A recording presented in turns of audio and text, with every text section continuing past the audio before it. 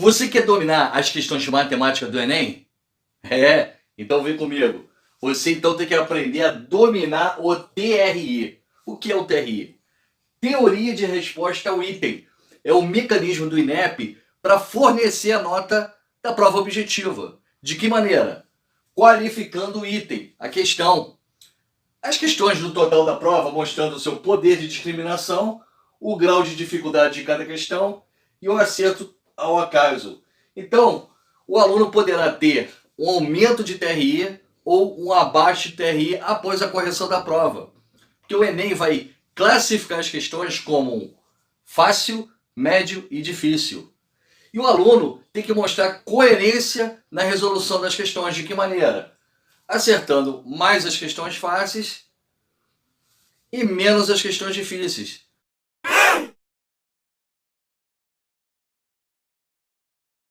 Não existe coerência o aluno acertar mais questão difícil e errar as fáceis.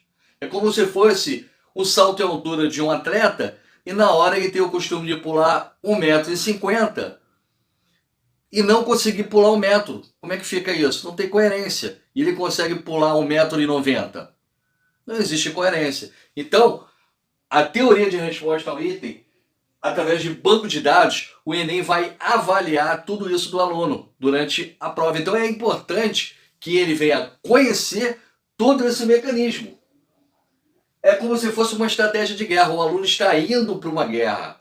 E quem é o inimigo dele? São as questões. Ele tem que vencer essas questões. Agora aqui eu vou passar para vocês informações de que buscando as questões mais fáceis na prova, você vai voar. Por quê?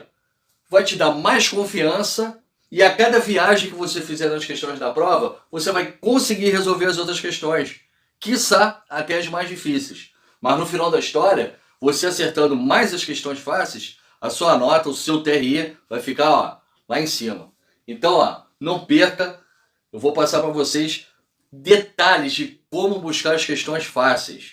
Estamos aí com 5 a 6 meses faltando aí para a prova do Enem. Então é importante a gente aprender determinadas estratégias. Anota aí. Como que o INEP trabalha para calcular o grau de dificuldade? Através do índice de acertos. Galera, guarda isso agora. Índice de acertos. É o tempo todo que você vai usar isso. Eu vou chamar de INzinho. Índice de acertos. Como é que é feito isso? Ele vai pegar o universo, né, de todos os participantes do Enem. Vamos dizer que a média seja 5 milhões, né? E uma determinada questão das 45, vamos dizer, a primeira questão da prova amarela, que vamos dizer que tenha sido a 136. Então ele vai pegar a questão 136 e vai avaliar. Existe um mecanismo de dados que vai calcular isso automaticamente após a prova. Será a razão entre o número total de pessoas que acertaram aquela questão, vamos dizer que tenha sido 1 milhão, e o universo, como eu falei, 5 milhões de participantes. O que vai acontecer aqui? Vou te mostrar, né, cortando todos os zeros. Aqui a gente já está usando o conhecimento de matemática. Vai me dar essa fração aqui, 1/5. 1/5 nada mais é do que 0,2, ou seja, 20%, né, de participantes do Enem acertaram a questão 136. E 20% é considerado uma questão que difícil. Então é dessa maneira que é avaliado o índice de acertos, quer dizer, determinar o grau de dificuldade da questão. Vamos dizer que nessa divisão aqui, essa questão vem a dar 70% de acertos. Ou seja, 70% é um número muito alto. Então o índice de acertos foi alto. Significa dizer que a questão foi fácil. Ou seja, você tem que acertar essa questão fácil. Porque se você acertar essa questão fácil, o seu TRI vai aumentar. Explicando melhor, não é a quantidade de acertos, e sim a qualidade de acertos. Então o Enem ele qualifica o item. Então ele dá qualidade ao acerto, após avaliar o grau de dificuldade, sabendo qual foi o índice de acerto daquela questão. Ok? Existem faixas que mostram o grau de dificuldade calculando o índice de acertos. Por exemplo, quando o índice de acerto for menor ou igual a 22%, eu mostrei para vocês um exemplo anterior, 20%, mostra-se que essa questão teve um grau de dificuldade o quê? Difícil. Gente, na história do Enem, das questões de matemática, né, a questão mais difícil foi uma de 2017, da Taça do Mundo, né? Inclusive uma questão de análise combinatória. E adivinha, o índice de acerto foi o menor de todos da história, inclusive de todas as matérias. 6%, olha aí, ó. 6% foi o índice de acerto. Imagina, para você marcar 5 letras, A, B, C, D e E, você observa que se você chutar, né, você tem aí 20% de chance de acertar. Observa que nesta questão aqui foi um índice muito baixo. Portanto, foi muito difícil essa questão. E, claro, o enunciado pode derrubar muito os alunos. E essa questão aqui, na verdade, que foi mais difícil da história, ela induziu o aluno ao erro. Você pode observar ela e você vai notar que muitos alunos não conseguiram interpretar direito. Foi aí a grande derrubada.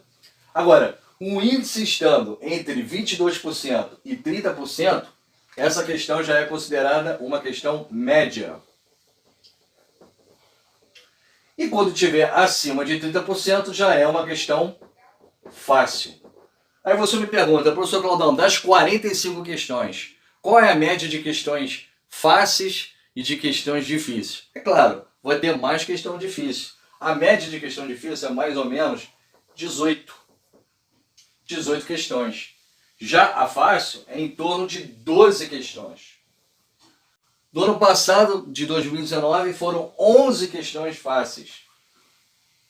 Para você ver. Já em 2018 foram 13 questões fáceis. Então é nessa média aqui. E as difíceis em torno de 18. Então só aqui você tem 18 mais 12, que vai dar 30. Portanto, as outras 15 questões, elas ficam como médias. Qual é o caminho que você vai ter que percorrer? Buscando as questões mais fáceis e subindo essa escada aqui, para a média e chegar a difícil. Ou seja, você vai fazer 3 viagens na prova, 3 passadas nela. Você vai, inicialmente, buscar as questões mais fáceis, e vai ser nesses vídeos próximos que eu vou trabalhar isso aqui, para depois, numa outra repassada na prova, buscar a média e a difícil, se sobrar tempo, matar uma ou duas aí, se conseguir. A ideia é essa. Se você fizer isso que eu estou te dizendo, anote bem, o seu TRE vai, ó, subir. Não importa se um aluno teve a mesma nota que você, acertando, vamos dizer, 20 questões, e você 20, mas a qualidade da sua prova vai ser muito melhor. Aí, anote isso que eu estou te falando, que é quente, hein? Então, pessoal, não perca as próximas aulas, aí, os próximos vídeos, que eu vou trabalhar diretamente na prova amarela de 2019. Então, separa aí, baixa aí a prova amarela, que a gente vai começar a trabalhar buscando as questões fáceis do Enem. Então, a gente primeiro vai fazer a viagem inicial, que é a primeira passada, buscando as questões fáceis, até a última questão. Depois a gente volta e vai buscando as médias. Depois a gente volta para buscar as difíceis. 3 viagens do sucesso. Anote aí e não perca. Tchauzinho.